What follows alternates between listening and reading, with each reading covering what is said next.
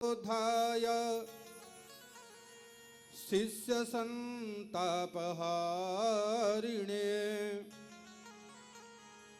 सच्चिदानंद रूपाय तस्मै श्री गुरुवे नमः। आकाशात् पतितं तोयम् यथा गच्छति सागरम् सर्वदेव नमस्कारः केशवं प्रतिगच्छति। नीलाम्बुजस्यामलकोमलाङ्गम् सीताशमारोपितवामभागम् पाणौ महाशायकचारुचापम् नमामि रामं रघुवंशनाथम्।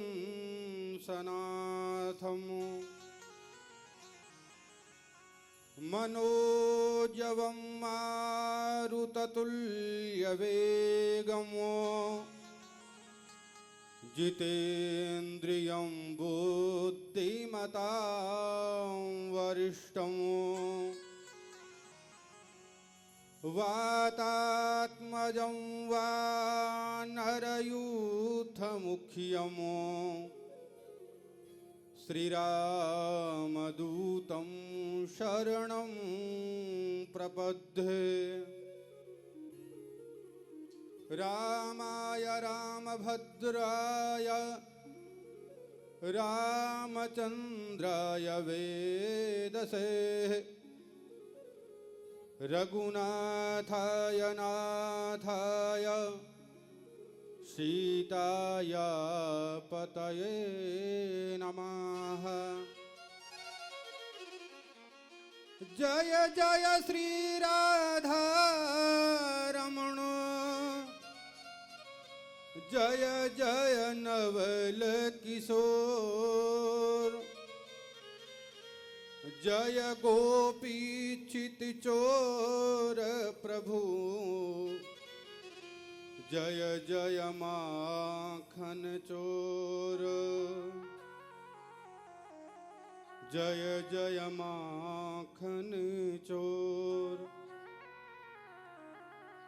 परम मंगलमय परात्पर अखिलेश्वर अकारण करुणा वरुणालय भक्तवांछित कल्पतरु श्री तड़ुद्धुत विनिंदित पीतांबरधारी श्री बालकृष्ण लाल की वांगमयी प्रतिमूर्ति श्रीमद् भागवत महापुराण में समुपस्थित द्वितीय दिवस में समुपस्थित भक्ति वृंद माताओं भक्तों मंचासीन जो मेरे साथी हैं विद्वज्जन इनको इस दास का व्यासपीठ की ओर से यथा योग्य नमन। सिय राममय सब जग जानी करहूं प्रणाम जोरी जुग पानी।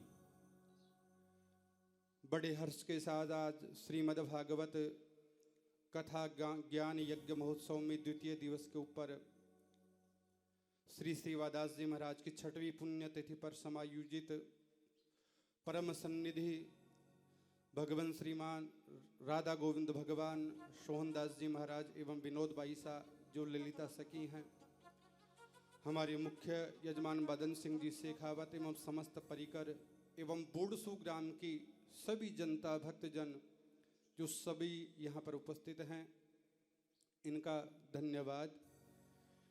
भगवान की कृपा से देखो कितना बड़ा आयोजन यहाँ पर हो रहा है। तो द्वितीय दिवस में कथा में प्रवेश करने से पूर्व भगवान का मंगलाचरण हम 2 मिनट का करते हैं, फिर बाद में हम कथा में प्रवेश करते हैं। जय जय गोविंदा गोपाला मेरो मुरली मनोहर नंदलाला। जय जय गोविंदा गोपाला मेरा मुरली मनोहर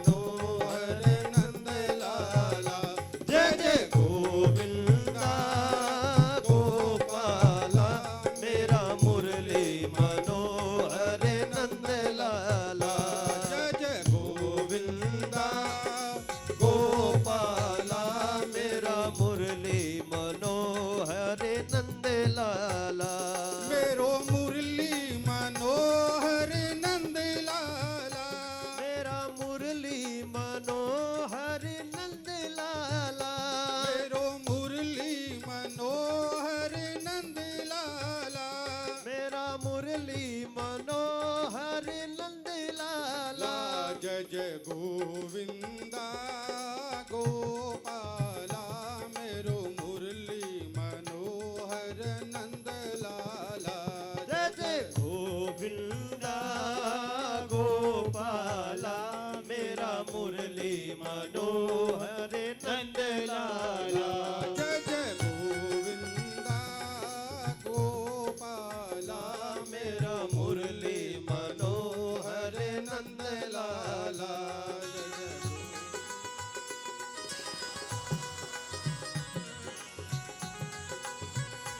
जय हो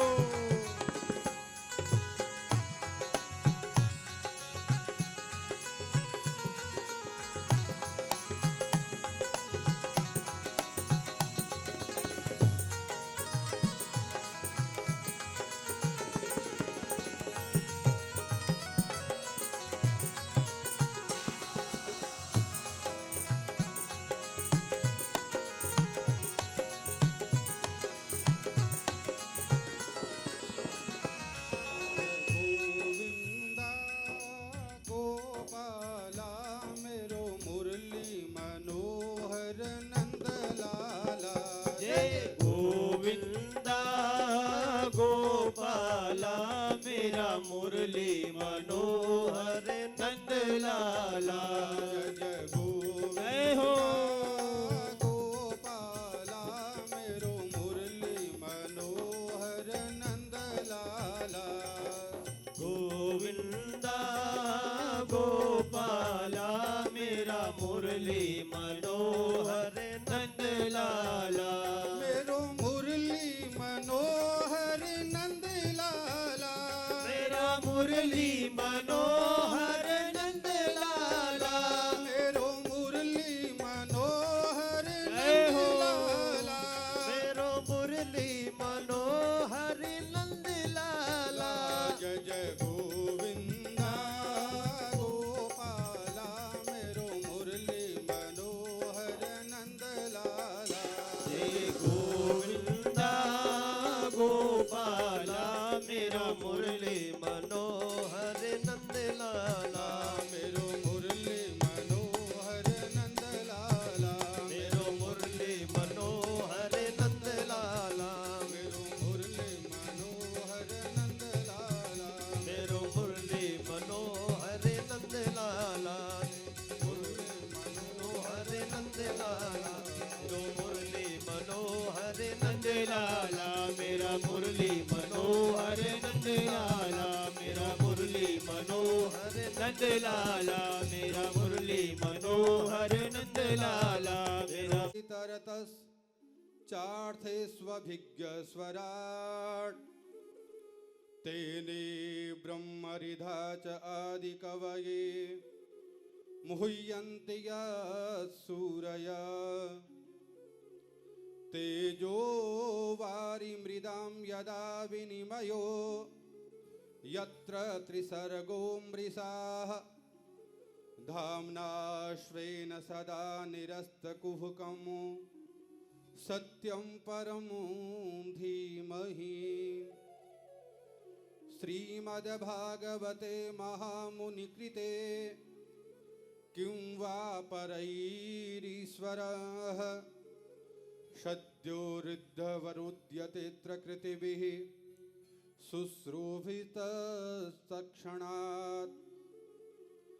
निगमकल्पतोर्गलितं फलं सुखमुखाद अमृतद्रवसंयुतं पिबत भागवतं रसमालयं मुहुरको रसिका भुवि भावुकाः। वेद व्यास जी सर्वप्रथम मंगलाचरण से यहाँ कथा को प्रारंभ करते हैं। देखिए मंगलाचरण क्यों किया जाता है। किसी भी कार्य को करने से पूर्व हम भगवान को मनाते हैं, भगवान गजानंद भगवान को। उनके निमित्त जो मंगलाचरण होता है वो गाया जाता है। तो यहाँ पर वेद व्यास जी ने मंगलाचरण करके इन 3 श्लोकों में जो सत्य चित्त और आनंद जो सत्य है, सत्य को नमन किया है, सत्य का वंदन किया है। अब सत्य कौन है? भगवान श्री कृष्ण। तो भगवान श्री कृष्ण के चरण अरविंदों में हम सभी नमन करते हैं। श्रीमद् भागवत जी का प्रारंभ कैसे हुआ, भागवत जी का प्राकट्य कहाँ हुआ? सज्जनों देखिए, निगम है वेद और भागवत की कथा में ज्ञान निश्चित रूप से जरूरी है। तो यह शांत मन होकर के हमारे को यहाँ का जो कथा श्रवण है इसको बारंबार पीना चाहिए। सज्जनों निगम है वेद और वेद है एक सुंदर वृक्ष, उस वृक्ष का नाम है निगम। निगम कहते हैं वेदों को। जो वेद रूपी सुंदर कल्प वृक्ष है उनका पका हुआ फल ही श्रीमद् भागवत कथा है। वेदों का सार, जितने भी वेद हैं, पुराण हैं, उनका जो सार है वो इस श्रीमद् भागवत कथा में समाहित है। हमारे सुखदेव जी का मुख लगने से यह फल नीचे की ओर हो गया। आपने देखा होगा सुख मानी तोता, तोता पके हुए फल में ही अपनी चोंच मारता है। जो फल में रस है वो फल भक्तों को पिलाने के लिए यहाँ लाएं, इसे खूब पियो, जितनी बार पियोगे उतना ही आनंद देखो आपका आएगा। मुहु रसो रसिका भुवि भावुका। इसीलिए इस कथा को ऐसा नहीं करे कि हमने एक बार इस कथा का श्रवण कर लिया। इसने जितनी बार हो, जहां कहीं भी हो, कथा का रस का पान हमारे को बारंबार करना चाहिए। अब देखिए, हम पुनः उसी प्रसंग में आते हैं जहां हमने कल विराम लिया था, नैमिषारण्य क्षेत्र, जहां पर संतों की मंडली के बीच में श्री सूत जी महाराज विराजमान हैं। और सूत जी ने कथा के महात्म के बारे में कल आपको श्रवण करवाया।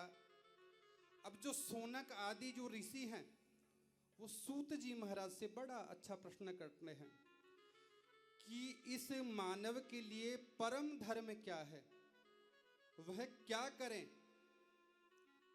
उसको क्या देवताओं के निमित्त पूजा करनी चाहिए, या परिक्रमा लगानी चाहिए, या उनके निमित्त जप करना चाहिए, या करोड़ों रुपए हम इकट्ठा कर लें, क्या वो ही मानव का परम धर्म है?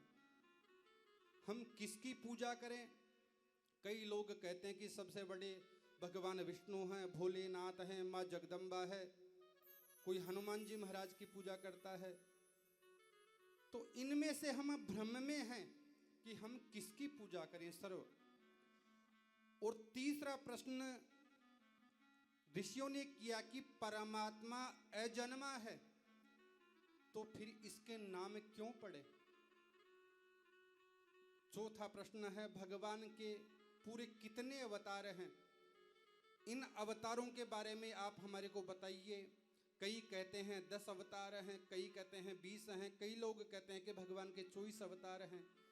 तो जो हमारे मन में जो संशय है, भ्रम है, इस भ्रम को भी आप दूर कीजिए। और फिर अगला प्रश्न किया कि जब भगवान अपनी लीला समाप्त करके चले गए तब धर्म अकेला पड़ गया होगा, तब धर्म किसकी शरण में गया? तो इन कथाओं के बारे में आप हमारे को विस्तार से बताइए। अब ये प्रश्न सुनकर सूत जी महाराज एकदम गदगद हो गए उनका मन, और कहा कि इन प्रश्नों के उत्तर देने से पहले मैं श्री सुखदेव जी महाराज को प्रणाम करना चाहता हूँ। सुखदेव जी महाराज का बड़ा आदर्श, बड़ा चरित्र है। देखिए उनका 12 वर्ष तक माँ के पेट में निवास किया। गोलोक धाम में राधा रानी की गोद में क्रीड़ा करते थे। एक दिन किशोरी श्री राधा रानी ने कहा कि बेटा आप मृत्यु लोक में जाओ और वहां पर भागवत धर्म का प्रचार प्रसार करो। सुखदेव जी ने मना किया, नहीं माता, संसार में जाते ही माया जकड़ लेती है, इसलिए मैं वहां पर नहीं जाना चाहता, और जो आपका भजन करता हूं वो भी बंद हो जाएगा। फिर राधा रानी वचन देती हैं कि बेटा मेरी माया तुझे स्पर्श भी नहीं करेगी। माता के कहने पर सुखदेव जी मृत्युलोक में आए और कैलाश पर्वत के ऊपर एक पक्षिणी के गर्भ में उन्होंने जन्म लिया। अंडे के रूप में प्रकट हो गए और सुखदेव जी के माता पिता यानी कि सुक तोता और पक्षिणी दोनों उस अंडे को पड़ा छोड़ करके चले गए। कैलाश पर्वत पर रहते हैं भगवान भोलेनाथ शंकर भगवान। तभी नारद जी ने विचार किया कि सुखदेव भगवान का प्राकट्य तो अब होना ही चाहिए। धर्म का जो प्रसार है उसे कौन फैलाएगा। जब तक सुखदेव प्रकट नहीं होंगे तब तक जन जन में भागवत धर्म प्रचारित कैसे होगा, उसका प्रचार कैसे होगा। नारद जी ने मन में ठान लिया, नारम ज्ञानम ददाति इति नारद है, जो ज्ञान देता है उसे हम नारद कहते हैं। ध्रुव जी महाराज को भी नारद जी ने ज्ञान दिया कि आप भगवान की तपस्या करो, आपको भगवान मिलेंगे। माँ पार्वती जी को भी इन्होंने बताया कि आप तपस्या कीजिए, आपको भोलेनाथ मिलेंगे। तो यहाँ पर नारद जी ये सुझाव देते हैं कि जिस घर में देखो कभी झगड़ा नहीं होता, वहां यदि नारद जी का पदार्पण हो जाए तो वहां पर झगड़े की शुरुआत हो जाती है। और जहां पर रोजाना झगड़ा ही हो रहा हो और नारद जी महाराज का पदार्पण अगर हो जाता है तो झगड़ा हमेशा के लिए बंद हो जाता है। तो नारद जी ने सोचा कि ब्रह्मा जी और ब्रह्माणी जी के बीच में मैं झगड़ा करवा चुका, विष्णु भगवान और लक्ष्मी जी के बीच में मैं झगड़ा करवा चुका, तो अब भोलेनाथ और माँ पार्वती हैं, इनके बीच में आज तक मैंने कुछ करवाया नहीं। तो मन में ठान ली कि आज यहीं पर हम चलते हैं। तो नारद जी महाराज कैलाश पर्वत के ऊपर आते हैं जहाँ पर भगवान भोलेनाथ अपने गुफा में भगवान का भजन कर रहे हैं। माँ पार्वती आश्रम में अकेली बैठी थी। माता पार्वती जी ने नारद जी को देखा और कहा, अरे नारद जी आइए आइए आइए। नारद जी आ जाते हैं। माँ पार्वती कहती है, नारद जी आजकल आना जाना आपने बिल्कुल बंद कर दिया, दिखाई नहीं देते हैं आप। नारद जी कहते हैं, माता क्या बताऊं, इस संसार के लोगों में प्रेम बनावटी हो गया आजकल, स्वार्थ के वशीभूत एक दूसरे से प्रेम करते हैं। सुर नर मुनि सब की यह रीति, स्वार्थ लाग करें सब प्रीति। देवताओं को देख लीजिए, मानव को देख लीजिए, अपने स्वार्थ के बिना वो प्रेम नहीं करते हैं, दिखावे का प्रेम हो गया। तब माँ पार्वती जी कहती हैं कि मेरे पतिदेव तो मुझसे बहुत प्यार करते हैं, मुझे बहुत चाहते हैं और एक भी बात मेरे से नहीं छिपाते वो। नारद जी कहते हैं, माता प्रेम तो यूं ही बना रहे आपका, मैं तो चाहता हूं, पर तब तो माता भोले बाबा ने आपको यह बात भी बताई होगी कि जो अपने गले में मुंड माला पहनते हैं वो मुंड किनके हैं, ये तो बताई होगी ना। तब माँ पार्वती ने कहा, नहीं, इनके बारे में तो आज तक नहीं बताया। नारद जी ने कहा, फिर आप तो कहते हैं कि मेरे भोलेनाथ मेरे से इतना प्रेम करते हैं, सब कुछ बता देते हैं, लेकिन मुंड मालाओं के बारे में आज तक नहीं बताया आपको। अब पार्वती जी ने कहा, बताया तो नहीं, लेकिन गलत बात है। नारद जी ने तो यूं कह करके वहां से चले गए और माँ पार्वती जो कपड़े पहन रखी थी रानी के वेश में, उनको सबको उतार दिया, मलिन वस्त्र धारण कर लिए और कोप भवन में जाकर के बैठ गई। इधर भगवान भोलेनाथ अपनी तपस्या भजन करके उठते हैं और देखते हैं कि माँ ये पार्वती जी कैसे रूठ रही हैं। उनको मनाते हैं, देवी जी क्या हुआ। पार्वती जी कहती हैं कि मैंने तो सोचा था आप मेरे से इतना प्रेम करते हैं, लेकिन ये सब दिखावटीपन है। भोलेनाथ ने कहा, ऐसी क्या बात हो गई, मैं आपसे वाकई में वास्तव में सच्चा प्रेम करता हूं। माँ पार्वती ने कहा, नहीं, ये दिखावटीपन है आपका, मैं तो आपको अपना पति परमेश्वर मानती हूँ। पुराने जमाने में देखिए स्त्रियों के रूठने का अलग कमरा बनता था जिसे हम कहते हैं कोप भवन। अब पार्वती जी ने तो अपने गहने वस्त्र सब उतार दिए, मलिन वस्त्र धारण कर लिए। अब फिर भोले बाबा इधर आकर के पूछते हैं कि देवी मेरे को बात तो बताओ, बात क्या है, आप नाराज किस बात पर हो? शिव ने कहा मां पार्वती जी से कि जिसने कपट किया हो और मेरे तो आप कोई कपट नहीं किया, बात है वो मेरे से बताइए। पार्वती जी ने कहा कि आप 2400 घंटे ये मुंडमाला किनकी धारण करते हैं, मेरे को बताइए, आज तक बताया नहीं आपने। भोले बाबा ने कहा हाँ देवी, आपने कभी अवसर ही नहीं दिया इस बात का, और यदि इनका कोई प्रमाण है तो ये मुंडमाला ही प्रमाण है। इस मुंडमाला में किसी और के सिर नहीं, ये आपके ही सिर हैं देवी जी। अब वैसे तो आप पराम्बा जगत जननी हैं, लेकिन लीला की सिद्धि के लिए जब जब अपने जीवन में तुम परिवर्तन करती हो, जीवन में चरित्र में परिवर्तन लाती हो, तो तुम्हारी याद यूं ही बनी रहे, इसके लिए तुम्हारे ही सिर अपनी माला में पिरो लेता हूं। मेरे जीवन में तुमने कितनी बार देह का त्याग किया, तुम्हारी याद के लिए ही यह मुंडमाला अपनी माला के अंदर पिरोकर रखता हूं। पार्वती जी बोली कि हे भगवान, आप तो कपटी ही नहीं महाकपटी हो भाई, आप तो मरते नहीं, मरती में ही हूं बार बार में। अब भगवान शंकर एकदम गंभीर हो गए, क्या बताएं, उनके नेत्रों सजल नेत्र हो गए, नेत्रों से जल की बूंदें आने लगी और कहने लगे कि देवी मैंने एक अद्भुत अमृत रस का पान किया है, और वो है श्रीमद् भागवत कथामृत, अमर कथा के नाम से जिसे हम कहते हैं। उस कथा का पान करने से मेरा कभी जन्म और मृत्यु नहीं होती है।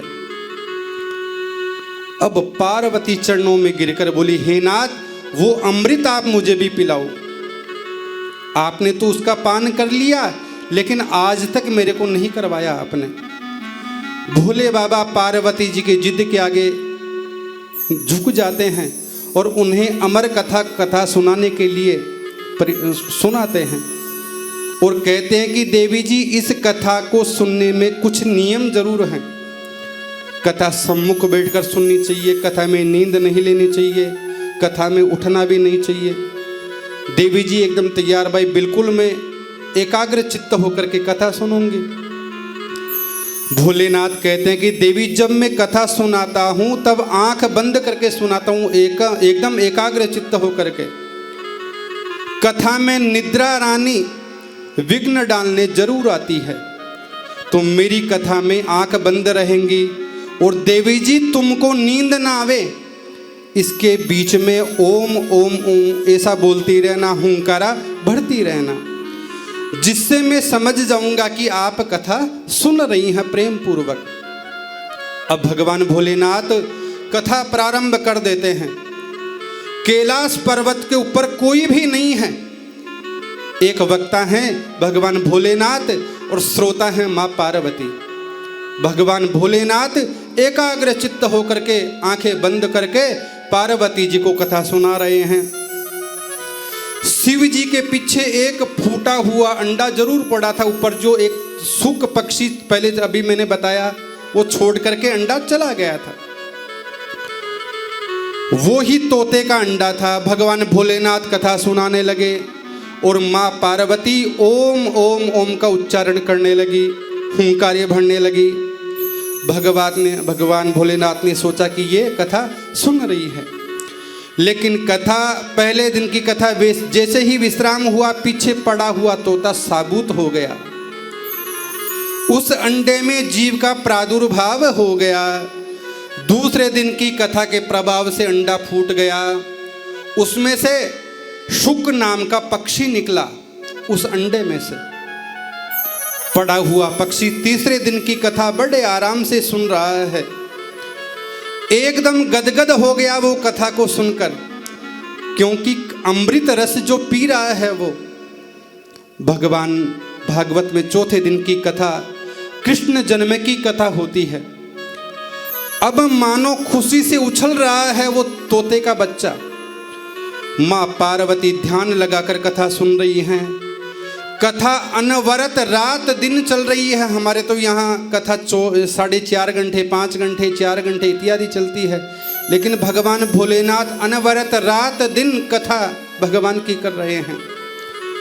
भोलेनाथ ने कहा, देवी पार्वती, जब श्री उद्धव जी को पता चला कि प्रभु श्री कृष्ण अपनी लीला को समाप्त करके जाना चाहते हैं, तो उद्धव जी प्रभु के चरणों में आकर प्रणाम करते हैं।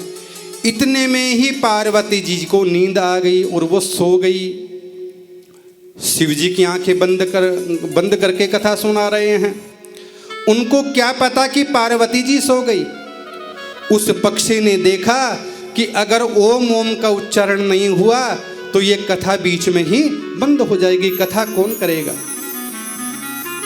अगर ये शब्द नहीं बोलेगा तो कथा बीच में रुक जाएगी। तो वह तोता माँ की आवाज में ओम ओम ओम बोलने लगा। भागवत की कथा जब पूरी हुई तो भोलेनाथ ने जोर से आवाज लगाई, बोली बाल कृष्ण लाल की जय। जो ही जोर से जयकारा हुआ, पार्वती जी की नींद एकदम खुल गई।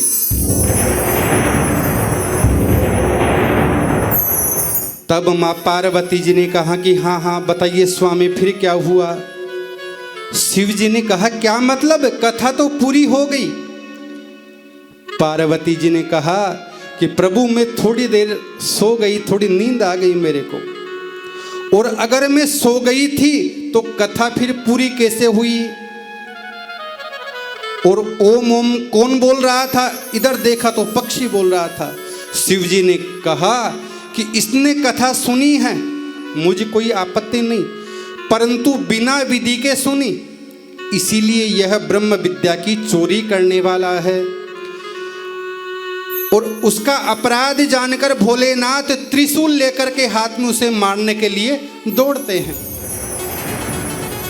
कैलाश पर्वत से उड़ता हुआ पक्षी दौड़ लगाता है। कैलाश पर्वत के नीचे है बद्री धाम, बद्रीनाथ धाम, एकदम शांत वातावरण वहां का।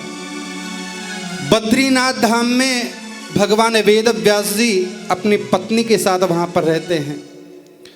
उनकी कुटिया का नाम है सम्याप्रास और उनकी पत्नी का नाम है विटका देवी। तो विटका देवी अपनी पति से बोल रही हैं कि अपने वृद्ध अवस्था आ गई, बुढ़ापा आ गया, लेकिन कोई संतान नहीं हुई, बेटा नहीं हुआ। व्यास जी ने कहा कि भगवान सब कल्याण करेंगे, तुम चिंता मत करो। ऐसा व्यास पत्नी सोच रही थी कि जोर से उबासी आ गई। उबासी के लिए जो ही मुंह खोला, और जो ही मुंह खोला तो नन्हा सा जो सुक पक्षी था वो माँ के पेट में चला गया। बोलिए श्री सुखदेव जी महाराज की जय। अब पीछे से भगवान भोलेनाथ त्रिशूल लेकर आ रहे हैं। वो सुख नहीं मिला। वहां पर आचार्य सुखदेव 12 वर्षों तक मातृ गर्भ में रहे। गर्भ को ही मंदिर बना लिया। भोलेनाथ पीछा करके वेद व्यास जी के पास में आ गए। वेद व्यास जी ने कहा कि अरे भोलेनाथ बाबा, आप इतने दौड़े दौड़े कहाँ पर जा रहे हैं। भोलेनाथ ने कहा कि मेरे यहाँ पर चोरी हो गई।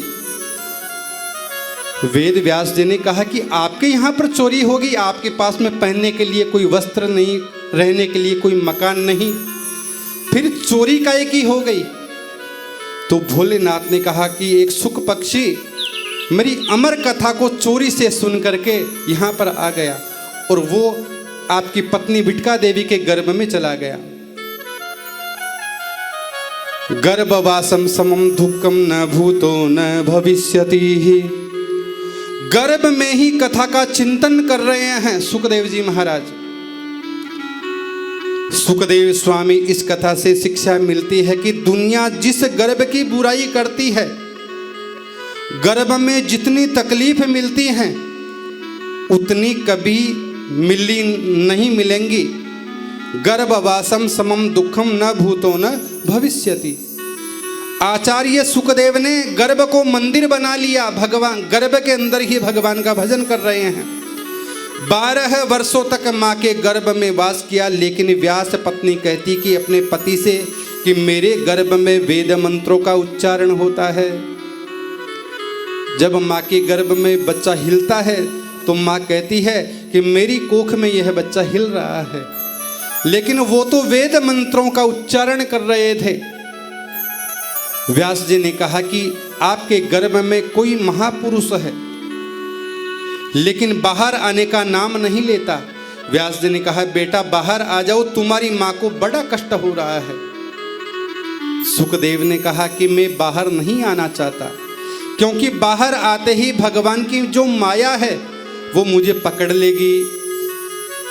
व्यास जी ने कहा कि मैं तुम्हें वचन देता हूं, तुम्हें विष्णु भगवान की माया बिल्कुल भी नहीं पकड़ेगी। सुखदेव ने कहा कि मैं आपकी बात पर विश्वास कैसे कर लूं? भगवान की माया बड़ी चंचल है, हम बसना तो चाहते हैं लेकिन फिर भी माया के वशीभूत हो जाते हैं। मैं बाहर तब आऊं जब साक्षात विष्णु भगवान आकर के मुझे कहें कि मेरी माया तुझे नहीं पकड़ेगी, तो मैं गर्भ से बाहर आ जाऊंगा। फिर भगवान ने सोचा कि देखो ये देवी कितनी दुख पा रही हैं, कितना कष्ट उठा रही हैं, तो प्रभु गोविंद को आना पड़ा और कहा कि बेटा सुखदेव तुम्हें माया का असर भी नहीं होगा। सुखदेव जी बाहर आते हैं और आते ही सीधे वन की ओर चले जाते हैं। व्यास जी उन्हें रोकने का खूब प्रयत्न करते हैं, खूब कोशिश करते हैं कि बेटा रुको रुको रुको, लेकिन सुखदेव जी के ऊपर कोई भी असर नहीं होता है। ऐसे परम सुखदेव जी को हम सब प्रणाम करते हैं। संतों का चरित्र जीवन को परिवर्तित कर देता है। अगर संतों की शरण में जाएं तो निश्चित रूप से हमारे को भगवत प्राप्ति वो अवश्य करवा देते हैं। जय जय राधा रमण हरि बोल, जय जय राधा रमण हरि बोल, जय जय राधा रमण हरि बोल, जय जय राधा रमण हरि बोल, हरि बोल, जय जय राधा रमण हरि बोल, हेलो, जय जय राधा रमण हरि बोल, जय जय राधा रमणी, जय जय राधा रमणी, जय जय राधा रमण हरि बोल, जय जय राधा रमण हरि बोल, जय जय राधा रमण हरि बोल, हरि बोल, जय राधा रमण हरि बोल, जय जय राधा रमण हरि बोल, जय हो।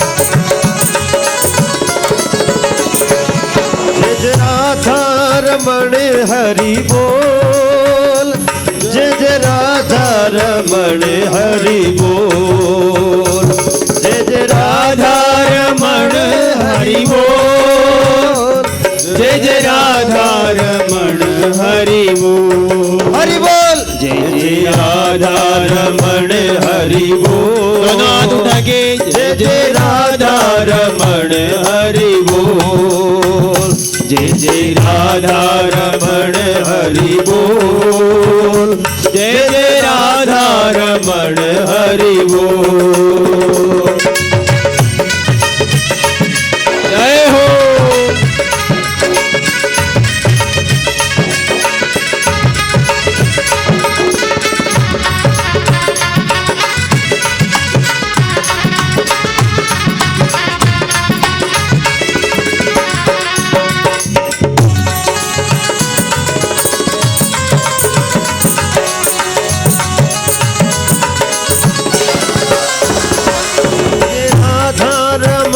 हरि बोल, जय जय राधा रमण हरि बोल, जय जय राधा रमण हरि बोल, जय जय राधा रमण हरि बोल, जय जय राधा रमण हरि बोल, जय जय राधा रमण हरि बोल, हरि बोल, जय जय राधा रमण हरि बोल, जय जय राधा रमण हरि बोल, जय जय राधा रमण हरि बोल, जय जय राधा रमण हरि बोल, जय जय राधा रमण हरि बोल, जय जय राधा रमण हरि बोल, जय जय राधा रमण हरि बोल, जय जय राधा रमण हरि बोल,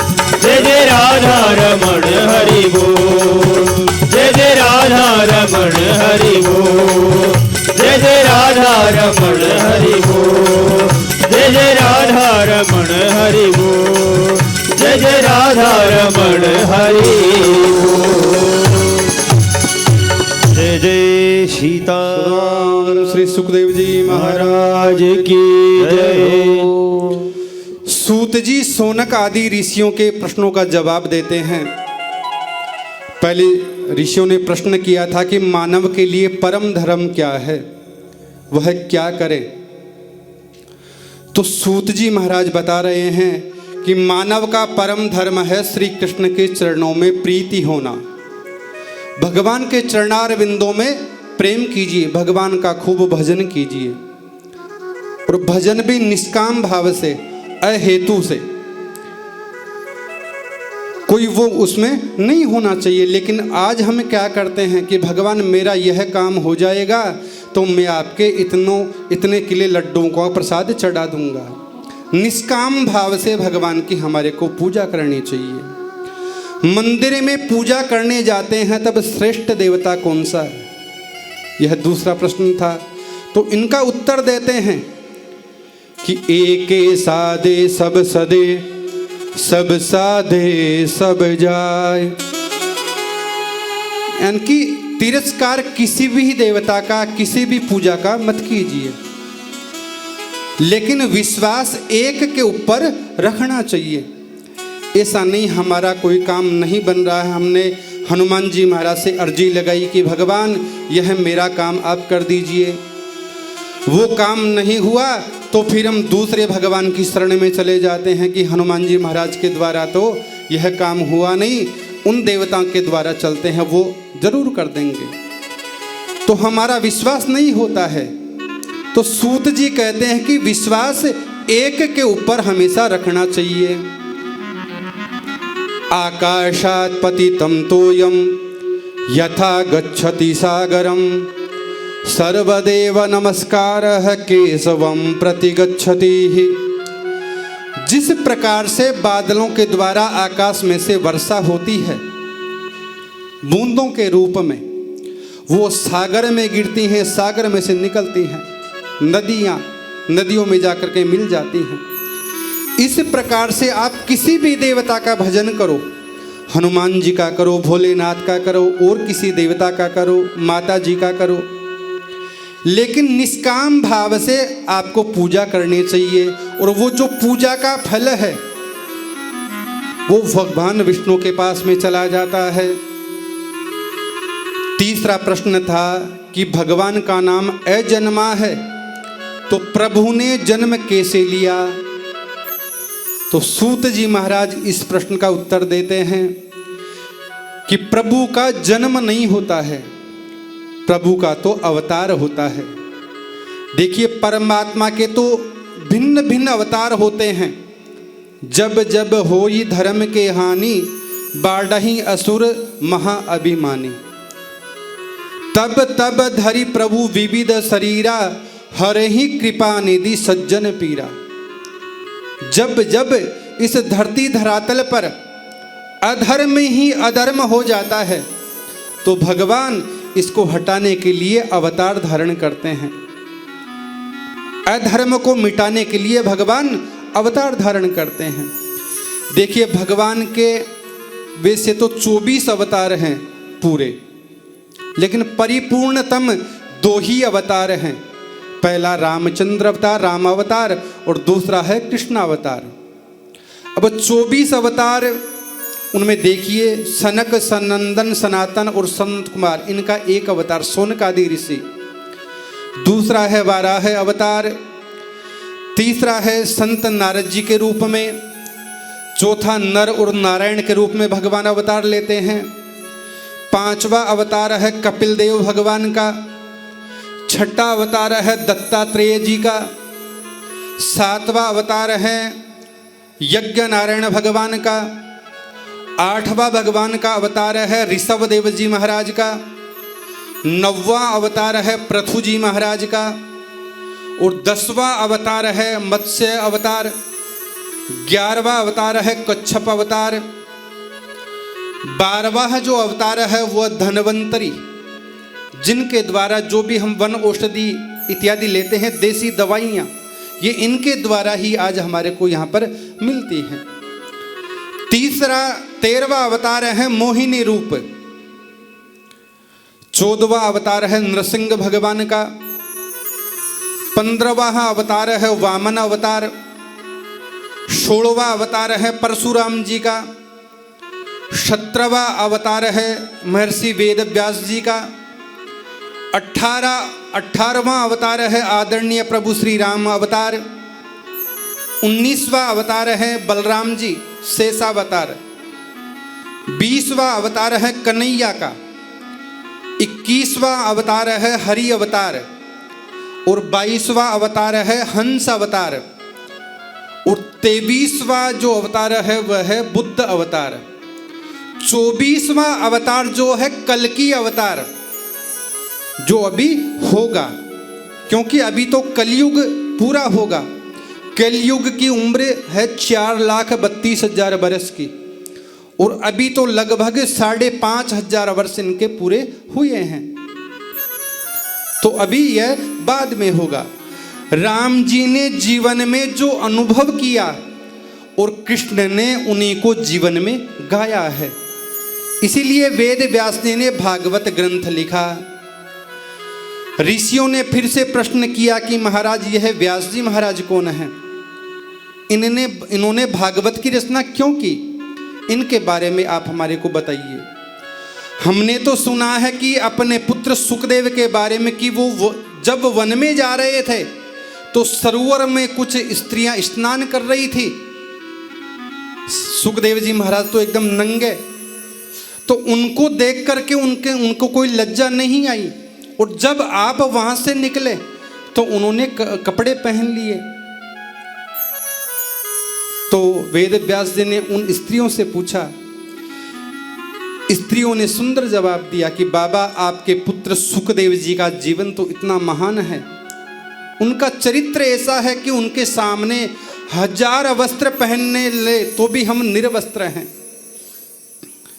वो स्त्री पुरुष के भेद को नहीं जानते हैं। जो जन्मते ही वन की ओर चले गए, उन्हें स्त्री और पुरुष का क्या मतलब वो क्या जानते हैं। वो तो एकदम परमहंस हैं। व्यास जी ने सोचा कि मेरा पुत्र ऐसा चरित्र है मेरे बेटे का, और मैं उसे ला नहीं सकता। वेद व्यास जी मन ही मन सोच रहे हैं। फिर सूत जी ने कहा कि बड़ा सुंदर प्रश्न है, श्री नारायण के पुत्र हैं। देखिए ब्रह्मा वेद व्यास जी के बारे में बता रहे हैं कि यह वेद व्यास जी कौन है। श्री नारायण के पुत्र हैं ब्रह्मा, और ब्रह्मा जी के पुत्र हैं वशिष्ठ जी। वशिष्ठ जी महाराज के पुत्र हैं शक्ति, और शक्ति के पुत्र हैं पाराशर जी, और महर्षि पाराशर जी के पुत्र हैं महर्षि वेद व्यास जी। वेद व्यास जी महाराज ने जब अवतार लिया तो जन्म लेते ही ये भी वन की ओर जाने लगे। इनकी माता सत्यवती ने रोका कि बेटे तुम कहाँ जा रहे हो, मैं तुम्हारे बिना कैसे रहूंगी, मेरी वृद्ध अवस्था है।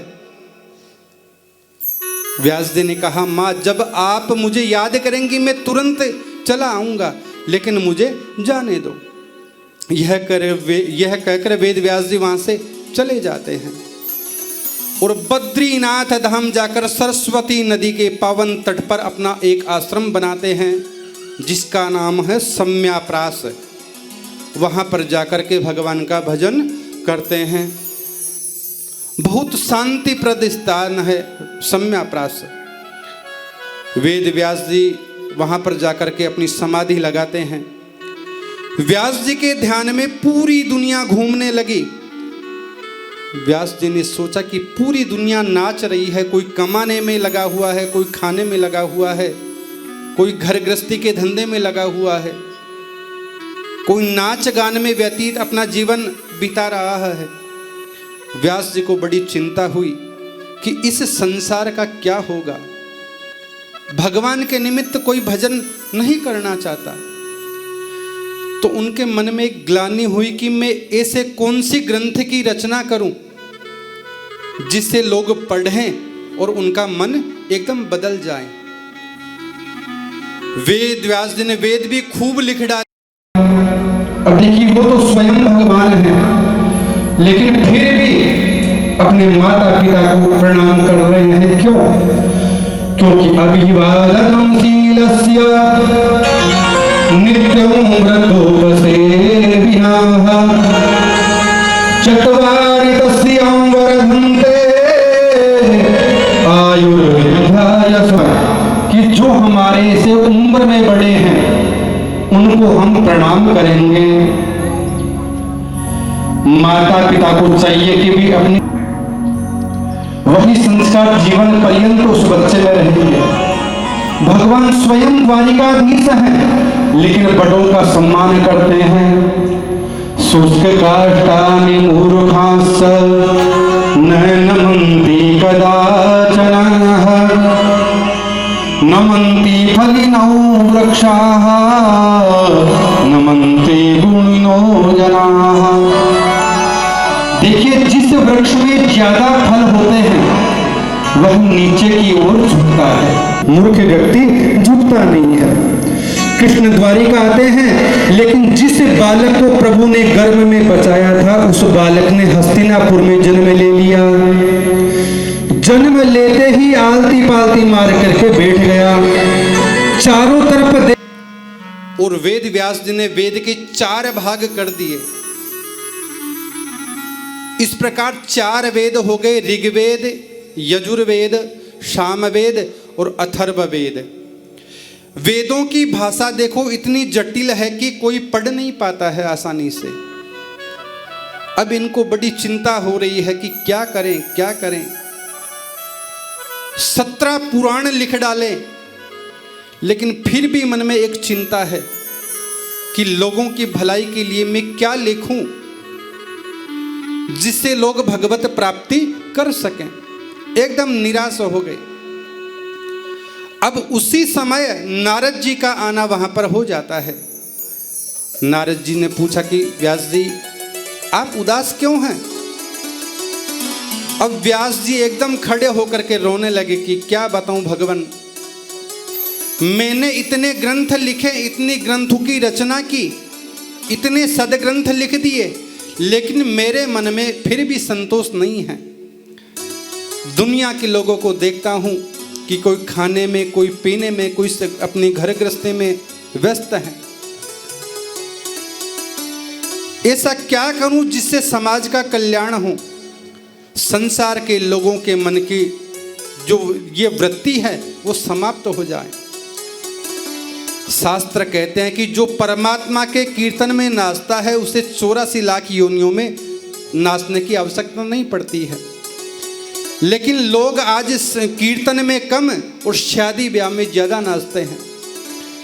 तब नारद जी ने कहा कि आप इन बातों को छोड़िए, अपने मन को निराश मत कीजिए। आप मेरे पिता ब्रह्मा जी को नारायण भगवान ने भागवत जी का दान दिया था। 4 मंत्रों की भागवत मेरे पिताजी के कान में कही थी और पिताजी ने वो भागवत का ज्ञान मेरे को दिया है। और वो जो भागवत का ज्ञान है वह मैं आपको देता हूं। उन 4 मंत्रों को आप विस्तार से लिख देना, क्योंकि आप में तो सामर्थ्य है लिखने की। व्यास जी ने कहा कि देखो अब बुढ़ापा आ गया, लिखने की शक्ति शरीर में नहीं रही। शरीर साथ नहीं देता है। तब नारद जी ने कहा कि आप संतों के चरणों का सहारा लो, बेड़ा पार हो जाएगा, भगवान के ऊपर विश्वास रखिए। देखिए, संत कृपा परमात्मा की कृपा से बहुत ऊंची है। हम संतों की शरण में जाएं तो निश्चित रूप से हमारे को भगवान की प्राप्ति हो सकती है। कथा तो साक्षात ज्ञान यज्ञ है। अगर कोई श्रद्धा से सुने, अपने जीवन में इनको उतारे। तब नारद जी ने कहा कि संत की कृपा बहुत ऊंची होती है महाराज। इसका मैं प्रमाण देता हूं। मैं पूर्व जन्म में एक दासी का लड़का था, दासी पुत्र था मैं। पिताजी की शक्ल मैंने देखी नहीं, पिताजी मृत्यु को प्राप्त हो गए। अब मेरी माँ वृद्ध अवस्था में मेरा लालन और पालन कैसे करें? मुझे गाय तो मेरी माँ मुझे लेकर के एक ऋषि के आश्रम पर चली गई, जहां पर संत महात्मा विराजमान थे, सदग्रस्त थे वो सभी। और उनसे कहा कि मैं यहाँ आपके आश्रम पर कुछ काम कर लूंगी, मेरे को 2 वक्त का भोजन दे दीजिए ताकि मैं अपने बच्चे का लालन और पालन कर सकूं। उन्होंने आश्रम के ऊपर रख लिया और वो वहां पर काम करती और नारद जी महाराज संतों के बीच में रहते। अब संत तो भगवान का नाम संकीर्तन करते हर समय वहां पर, तो नारद जी को रट लग गई भगवान का नाम उच्चारण करने की। अब वो ज्यादा भजन करते तो माँ उन्हें रोकती, रे बेटा क्या है, तू बाबा जी बनेगा क्या? अब फिर नारद जी कहते कि माँ मुझे भजन करने दे। फिर माँ रोकती, रे तू बाबा जी बन जाएगा, भजनों में ध्यान मत लगा इतना। तब नारद जी ने सोचा कि मेरी माँ अगर मर जाए तो अच्छा हो जाए। क्यों? क्योंकि वो भगवान के भजन में व्यवधान डाल रही थी। अब हालांकि ऐसा सोचना गलत बात है, अब क्योंकि उन्हें तो भगवान की प्राप्ति करनी थी। अब एक दिन सोचा कि मेरी माँ की मृत्यु हो जाए। हालांकि मुझे ऐसा सोचना नहीं चाहिए था, लेकिन जब ये रहेंगी तब तक मुझे भजन नहीं करने देंगी। ऐसा माँ के बारे में सोचना गलत है, पर मन में वैराग्यता आ गई। दूसरे दिन जब माँ गाय का दूध दूहने के लिए जा रही थी तो एक सांप ने उन्हें डस लिया और माँ की मृत्यु हो गई। अब नारद जी कहते हैं कि माँ की मृत्यु के बाद में मैं रोया, लेकिन मेरी आंखों से 2 प्रकार के आंसू निकले, एक गरम और दूसरे में ठंडे। गरम तो इसलिए कि मेरी माँ मुझे छोड़ करके चली गई, और ठंडे इसलिए कि अब मुझे भगवान के भजन में कोई व्यवधान नहीं डालेगा। इसीलिए परमात्मा की कृपा समझो कि मैंने माँ की मृत्यु को और वहां जाकर ओम नमो भगवते वासुदेवाय का मंत्र में जाप करने लगा। इतना मग्न हो गया कि मेरे हृदय में गोविंद का प्राकट्य हो गया।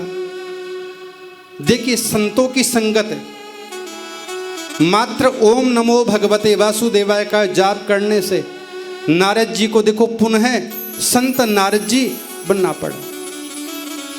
तो अगर हम भी हमारे जीवन में उठते बैठते चलते खाते फिरते ओम नमो भगवते वासुदेवाय का अगर जाप करें तो निश्चित रूप से हमारे को भी परमात्मा की प्राप्ति हो सकती है। तो आइए हम भी 2 मिनट भगवान का ओम नमो भगवते वासुदेवाय का संकीर्तन करते हैं। ओम नमो भगवते वासुदेवाय, ओम नमो भगवते वासुदेवाय, ओम नमो भगवते वासुदेवाय, ओम नमो भगवते वासुदेवाय, ओम नमो भगवते वासुदेवाय, ओम नमो भगवते वासुदेवाय, ओम नमो भगवते वासुदेवाय, ओम नमो भगवते वासुदेवाय, ओम नमो भगवते वासुदेवाय। भगवते वासुदेवाय। वासुदेवाय वासुदेवाय वासुदेवाय वासुदेवाय। ओम नमो भगवते वासुदेवाय। ओम नमो भगवते वासुदेवाय। ओम नमो भगवते वासुदेवाय। ओम नमो भगवते वासुदेवाय। ओम नमो भगवते वासुदेवाय। जय हो।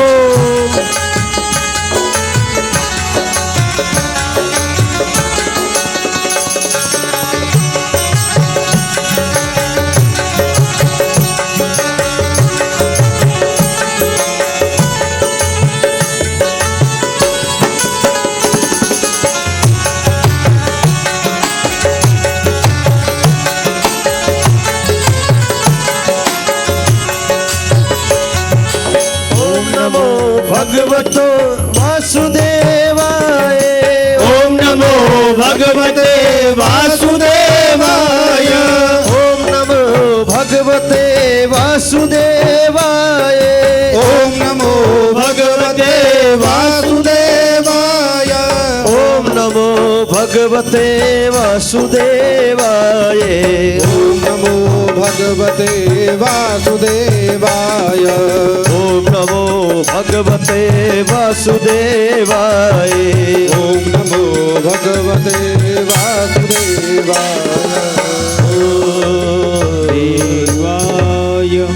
बोले श्री गोविंद भगवान की। तुम नारद जी कह रहे हैं कि मैंने इतना जाप किया, तभी वहां पर आकाशवाणी हुई कि अरे बेटा, अभी तुम्हारे संस्कार शेष हैं। मैं रोने लगा वहां पर, और आकाशवाणी हुई कि इस जन्म में मुझसे मिलना संभव नहीं है, इसके लिए तेरे को मेरा भजन करना पड़ेगा। समय आने पर देखिए सृष्टि का विलय हुआ और मेरी मृत्यु हो गई।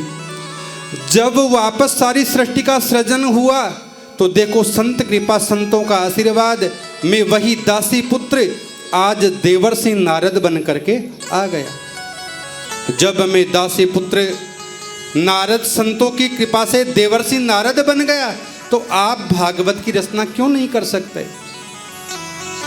तो वेद व्यास जी ने भागवत की रचना प्रारंभ कर दी।